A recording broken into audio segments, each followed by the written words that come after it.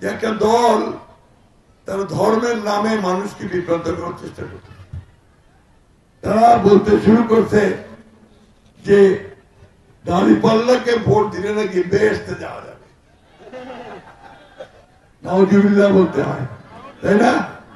এই কথাটা কি ঠিক? একটা মার্কাকে ভোট দিলে বেহেশতে যাওয়া যায়? থেকে আমাদের হেফাজতে ইসলামের আমির সাহেব মাহবুবুল্লাহ বরগুনাগুড়ি তিনি আজকে এইসব কথার উপরে বলেছেন যে জামাতে ইসলামকে ভোট দেওয়া হতে না যায়। তাদের দলে তাদের সঙ্গে যে ছিল চরমনার পীর সাহেব, উনি বলেছেন জামাতে ইসলাম হচ্ছে পৃথিবীর মধ্যে সবচেয়ে বড় মিথ্যাবাদী।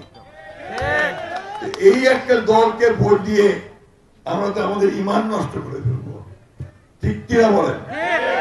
তাই আমি অনুরোধ করব মা বোনদেরকে, ভাইদেরকে কোন বিভ্রান্ত না হয়ে দেশের উন্নয়নের জন্য, আমাদের 71 সালের স্বাধীনতাকে ধারণ করবার জন্য, 24 জুলাইয়ের যুদ্ধকে ধারণ করবার জন্য আসুন আমরা এই 12 তারিখে, তার মাত্র 2 দিন পরে আমরা ধানের শীষে ভোট দিয়ে আমাদের তারেক রহমানকে প্রধানমন্ত্রী করি এবং দেশে উন্নয়ন করি। বন্ধুগণ, আর আপনাদের এই এলাকার অনেক দিনের দাবি আছে, বিশ্ববিদ্যালয়ে একটা মেডিকেল কলেজ, আর আপনাদের একটা দাবি আছে কি বিমানবন্দর চালু করে হবে, তাই না?